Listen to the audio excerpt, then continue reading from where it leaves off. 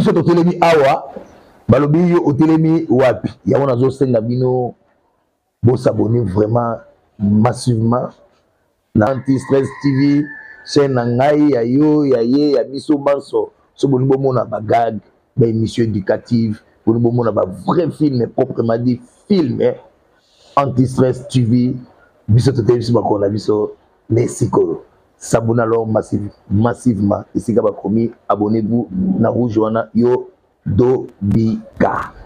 Allez, Dobika. Nous avons perdu l'un des pasteurs Wifi, artiste, musicien, au nom de Christian Komoukoussi.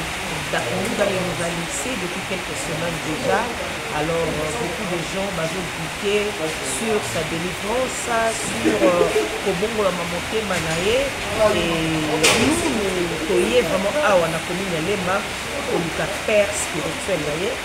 À métalper, corrélater l'issue parce que ma question est belle, ma question s'est posée, tout tourne autour de la père spirituelle.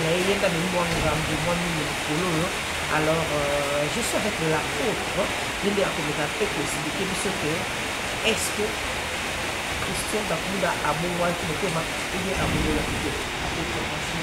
Bonjour, vous allez bien, papa? Oui, c'est bon, par le merci, papa.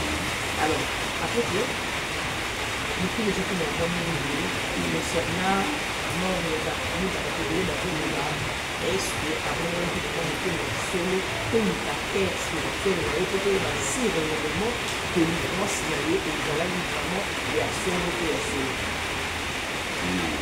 Merci pour la parole. Nous allons voir pasteur Christian. Bel et bien, on a été vraiment contacté.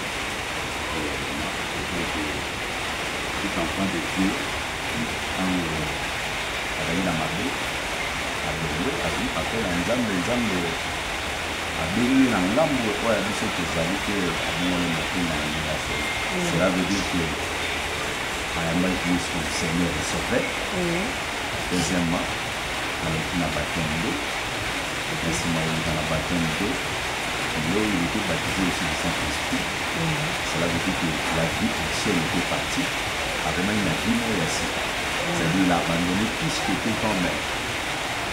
Vie à péché, vie à publicité, la vie à mensonge, à péché aussi. À tirer une mousse, et à la ligne, là, il y a un moi, ça va être créateur. Voilà, à tirer une mousse sur le monde de là, il y a un alors, par rapport au fait que c'est ma malonie, certes, à ça, délivrance, il est taqué. Mais comme on n'a pas preuve de mon côté, dans les médias, et je l'ai accepté, voilà, ça a été délivrance, il a abandonné, ici, la petite maman, je vous ai dit que la nécessaire pour fan, ça a vraiment un gamme de la maman, la salle de la carte. De la troisième, il y a des moments qui a ta preuve de mon côté, à ta photo, à ta vidéo, et je l'ai accepté, que personne ne fait de l'excès, la délivrance. Bon, maintenant, le moment, il y a un souci. On a quand même fait la délivrance. Donc, on va recevoir la délivrance avec la piste article. On a pris cela, que tout le monde a mis, on a pris cela, et pour le bateau de nord, on a jamais eu un bateau statique, un bateau pour l'examen, comme ça, non. Déjà, selon l'utilisation de la mission pastorale, on ne peut pas exposer la personne comme ça.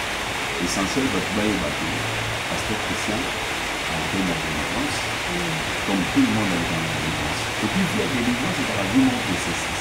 Il va sembler le contrôle, l'autre nous a marqué carrément, l'autre nous a marqué carrément. Je comprends, donc, moi je les témoigne parce que je suis son père spirituel. C'est moi qui l'ai baptisé d'eau, et puis l'Éternel nous a baptisé du Saint-Esprit. C'était un chrétien qui marchait selon la volonté de Dieu, la parole du Seigneur. Papa, dans ce moment, on va aller tomber sur le être ceux qui marchaient selon la volonté de Dieu. Mais dans la témoignage, je peux trouver par réseau ou parce que ça, est-ce que n'est pas important, mais d'autant qu'on va bannir que nous pouvons nous pas quand on est bon, quand tu es toi, tu es dans la maison. Est-ce que la bonne jamais connaissait la chose de la bonne? Non, on est dans le vélo de Nicolas, comme Marangouane, vous avez la lumière. Il ne faut pas trop habiter avec les caméras. Vous savez, nous sommes dans le temps de la fin. Vu qu'il y a au moins une bonne action, on dit Jésus-Christ est venu détruire les œuvres des ténèbres. Cela veut dire lorsqu'on parle d'un témoignage. Nzamba longoli na bisika ya mabe. Apprécier sika ya sika. Il doit témoigner de ce que Dieu a fait pour lui. Vous comprenez? Nzamba kama hiyo. Lokaka muntu nyonso akutana na Nzambe fatalisa toni. Nzamba asali kati na biso. Donc mabe azalaki na mwa tiki dans le sens que soki amoni ye eya na motu moko aza wana misala oyo ya banda kosala moni yango na kati ya motu moko songolo aza na droit odetaye yango ya koloba te etala eza boye eza boye eza boye eza boye pour sauver le peuple de Dieu. Mais on n'est pas une diffamation qui est diffamation qui est à la péché. Bon, il y a la seule diffamation qui est un peu de témoigner ce qu'il a. Oh mon Dieu, mon Dieu. Les autres pour là, la route c'est exemple de nous. Nous avons une. Pourquoi on appelle cela le nom? Azul Mamade. Au sein, le sol passe. Mon passe au sol là, par rapport à métier où il est. On va toujours ça, pour défendre le métier. Parce que tout ça va dire les défenseurs de la parole de Dieu. Alors qu'il nous permet de défendre le Lubanzambe. Parce que le Lubanzambe est lobby malam. Alors c'est que on met si ça, bateau à mon que le Lubanzambe est lobby dans un bout.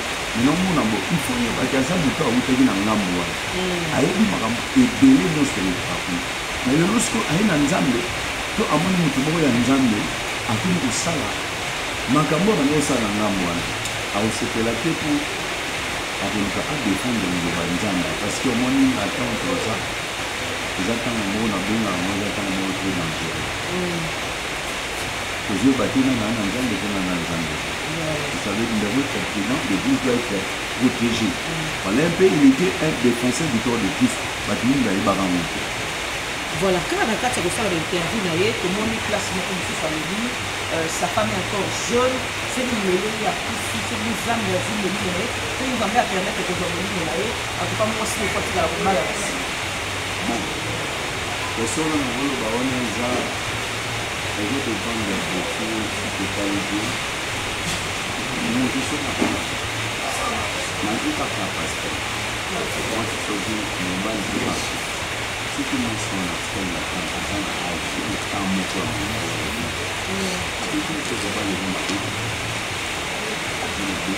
mais c'est comme s'il y avait déjà que sentir que le roi n'avait pas mis proche. La main n'est pas le ballon, comme c'est. Vous savez, les hommes ont surtout dans le bas. Marambo to le bas. Non, marambo to sala. C'est tout dans la salle de Nzambe. Ils ont ramené une prophétique. Pour ça, Nzambe a fait prédire le Cameroun pour après 5 ans, après 2 ans. On suit la vie. Sans que votre papa comprenne. Dans la parole de l'homme de Dieu est puissant. Nzambe a été en fait dans l'issue. À cause du mécanisme, il faut que l'instrument. Nzambe a pu utiliser encore l'instrument. Et dans le dit, Marambo Goya, mais sans mon nom, mon pénaïman. La Bible dit que c'est poussé par le Saint-Esprit. On parle. Si Nzambe a mis les pays dans 4 ans, après tout, on a vu, il y a l'autre. C'est pour ça que je parce qu'il a les Saint-Esprit. On va juger la personnalité de la Simagé. Voilà, on va la pousser. Voilà, au bail, bon, en quelque sorte. Voilà. Ça veut dire qu'il est obligé de faire ce qu'il veut venir. Donc, en quelque sorte, on devient un prophète. Voilà, c'est ça la prophétie. Aujourd'hui, il est dit là. La femme est encore très jeune. Il a la capacité de prendre de ce qu'on a montré. Si la logique est bonne, on a ce qu'elle a montré, on a des temps à faire. Ce qui veut dire qu'il y a pas de voilà, quand on a dit que qu'on a bâti, c'est parce qu'on a fait un jeu de vélo dans le bureau. Parce que on est parce qu'on a apôtre, il a fait ses baptêmes, a dit c'est la maille. Et nous, il s'est montré le mani, il faut bâtir la confusion. Par rapport il était vraiment un homme de Dieu, parce qu'à l'époque, avant que tu vois papa, est-ce que vous avez un fermissement? Mais comment c'est les êtres vrais de la famille? Vous savez, vous avez la carte de la mission. Même les gens avaient la mission. Avec une tradition avec des paroles de foi et sens. Sur le cas de Nati, c'était un homme intelligent. C'est un homme intelligent, courageux, qui, avec la qualité non intellectuelle, était développée. Mais lorsqu'il a décidé de s'aimer, Il a passé dans le processus. Tu ne peux pas devenir petit, simple, disciple. Il faut que la disciple. Dans la disciple, il y a l'affirmation. Il faut expliquer qui est Dieu.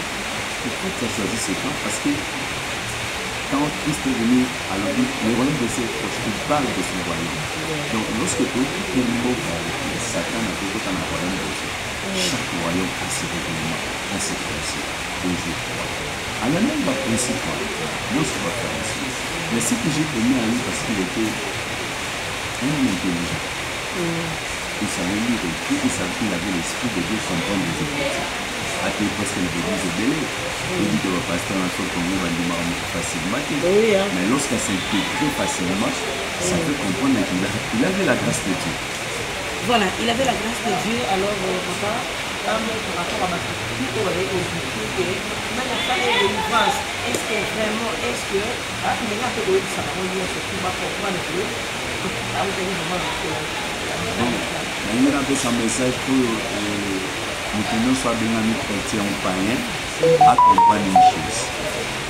Et c'est moi l'apôtre Gédéon, le père spirituel, le pasteur chrétien qui me le touche.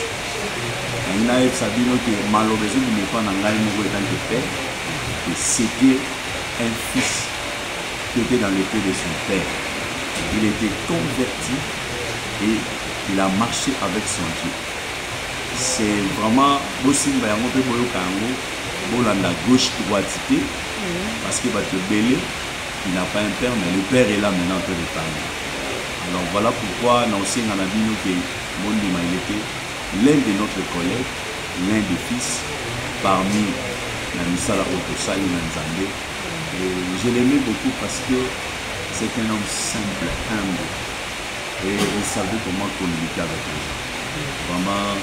Nzamba Pambola mission oyo oyebaki pasteur Christian azalaki na tata na ya molimo ye nde azoloba ayeni na conseil na mai na formation na ye voilà eloko na koloba yango wana Nzamba Pambola biso apambola mpe bato biso. Voilà, Nzamba Pambola biso kolanda émission oyo bolanda ngo vraiment na mokebi. L'apôtre a dit peu mais beaucoup, allez-y comprendre que le pasteur Bakumuda a vraiment montré la journée parce que père spirituel il est témoigné parce que dans les deux c'est papa a roté que super aboyé a comme serviteur mais néanmoins lui il a un père spirituel qui est là, l'apôtre de Dieu, il nous a expliqué et tout ça la confiance à le numéro peut-être notre propose dans la besoin de lire numéro nanga exactement numéro WhatsApp 097 83 40 637. C'est la porte à Gédéon, la question. Bon, on a pris 6 mots de la cœur du Christ, Mobimba, parce qu'on a perdu aussi un soldat dans le cœur du Christ. Vraiment, Tiganza Mapambola Bisso, dans le film sur Royo, car on a le Pambola Nzambe dans la confiance. Tout dans la confiance, il y a mon cœur autour de Pharaon. Devant l'intérêt parce qu'il m'a besoin de là au salaire. Voilà, nous voici à la fin de cette émission. Je dis merci à notre boss, merci à Osé derrière la caméra et Bambo qui n'a pas beaucoup d'opportunités à la émission. Je fais des gros coucou à Papa Yves, aimé la mission dans le salon, Yves Pan, Yves Baramo et Bélé, ou à profiter dans le mot de Naé, à Ramon bien. Un gros bisou naïe et Nadine me laisse Nzambe à Pambolayo. Et ça n'est fini pour aujourd'hui cette émission. Moi, DGB, la femme selon Jésus. Je vous dis bye bye. Biso to telemi awa balobi yo otelemi wapi ya wana zo senga bino bo s'abonner vraiment massivement na Anti-Stress TV chaîne na ngai ya yo ya ye ya biso banso so boni bo mona ba gag ba émission éducative boni bo mona ba vrai film proprement dit film Anti-Stress TV biso to telemi ba ko na biso Mexico. S'abonnez alors massivement. Ici, abonnez-vous na rouge wana yo Dobika. Allez, Dobika.